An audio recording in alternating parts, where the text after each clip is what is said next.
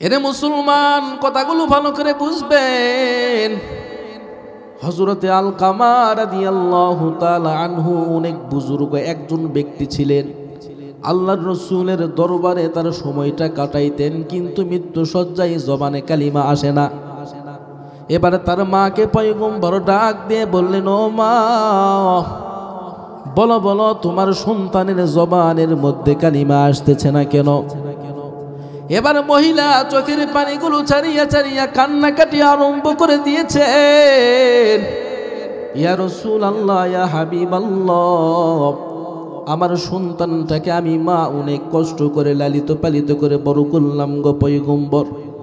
ইয়া রাসূলুল্লাহ, আমার সন্তানটাকে বড় করার পর আমার সন্তান নিজের বইয়ের বুদ্ধি শুনিয়া শুনিয়া আমি মার সাথে সংসারটা আলাদা করে ফেলেছি। ইয়া রাসূলুল্লাহ, আমি মা এইটার কষ্ট সহ্য করতে পারি না, আমি মা এইটার বেদনা সহ্য করতে পারি না। ওগো পয়গম্বর, এই জন্য আমার সন্তানের জন্য রবের দরবারে বদদুআ করে দিয়েছি গো পয়গম্বর। ইয়া রাসূলুল্লাহ, আমার সন্তানের জন্য বদদুআ করেছি, মৃত্যুর সময় তোর জবানে কালিমা আসবে না।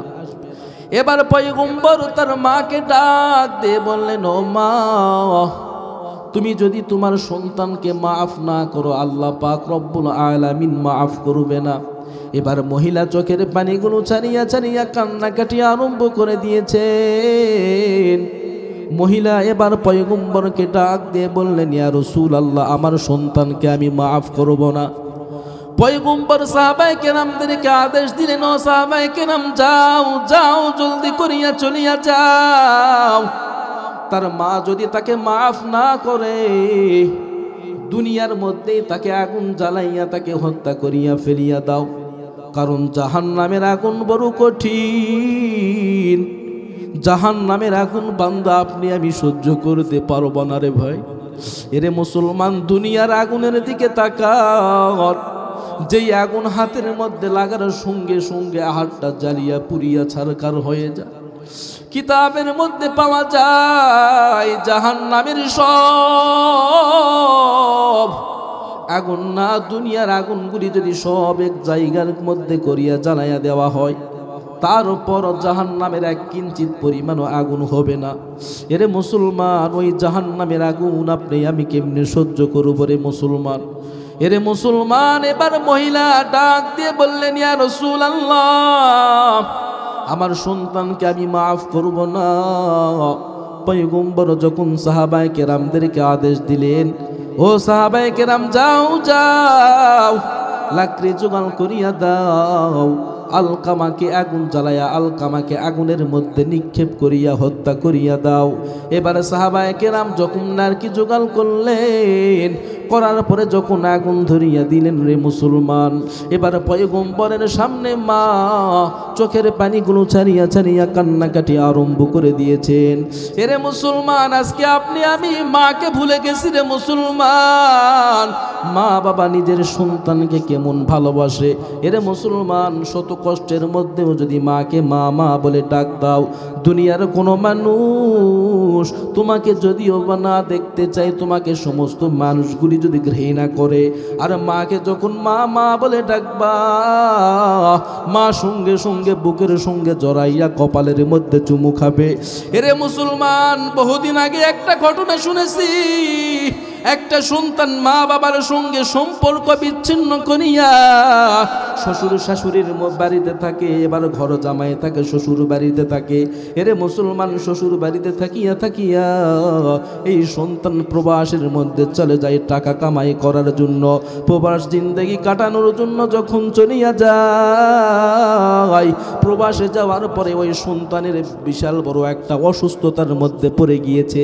এরে মুসলমান, এবার তার শ্বশুর শাশুড়ি তার স্ত্রী সকলেই বললেন, বাড়িতে আসার কোনো দরকার নাই।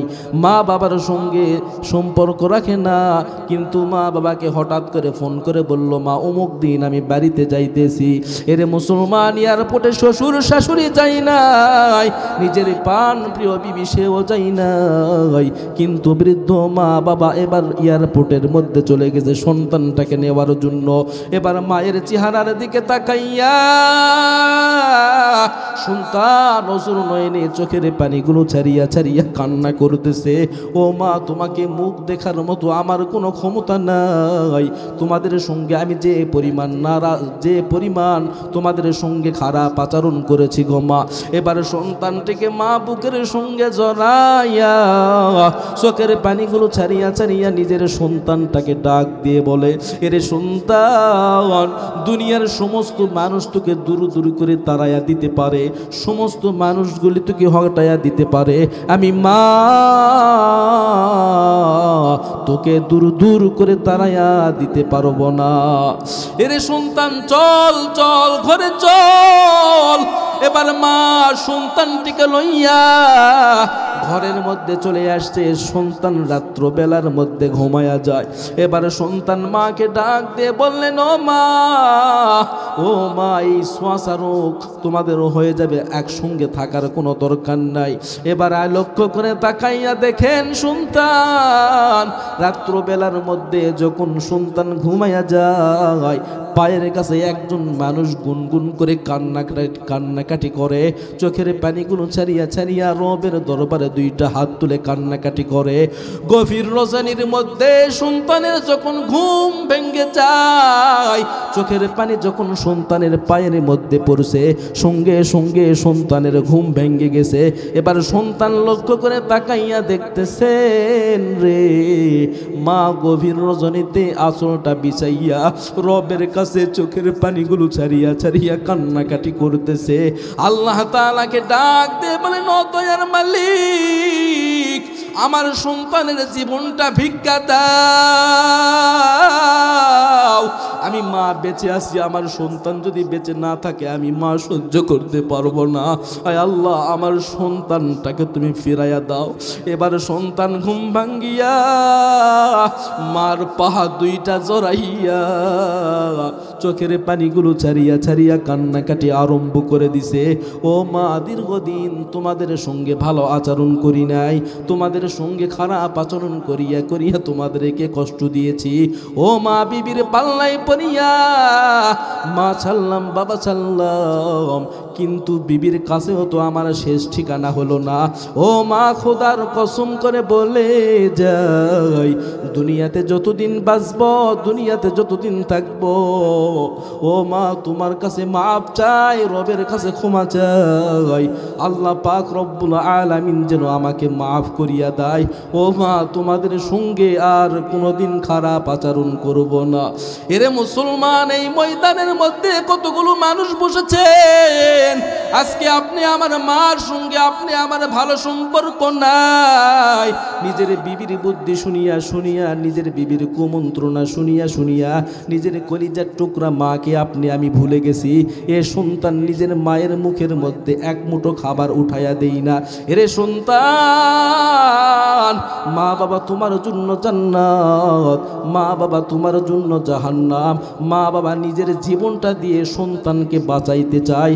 এবার আলকামার মা আগুন দেখার পর তার সন্তানকে যখন আগুনের মধ্যে পয়গম্বর নিক্ষেপ করে ফালাইয়া দিতে চায়, আলকামার মা ডাক দিয়ে বললেন, ও পয়গম্বর, আমি আমার সন্তানকে মাফ করে দিয়েছি।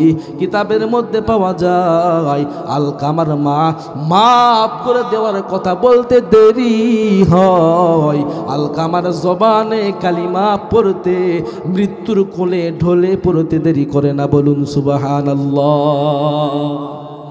মায়ের দোয়ার দরকার আছে না নাই? জোরে বলেন, আছে না না?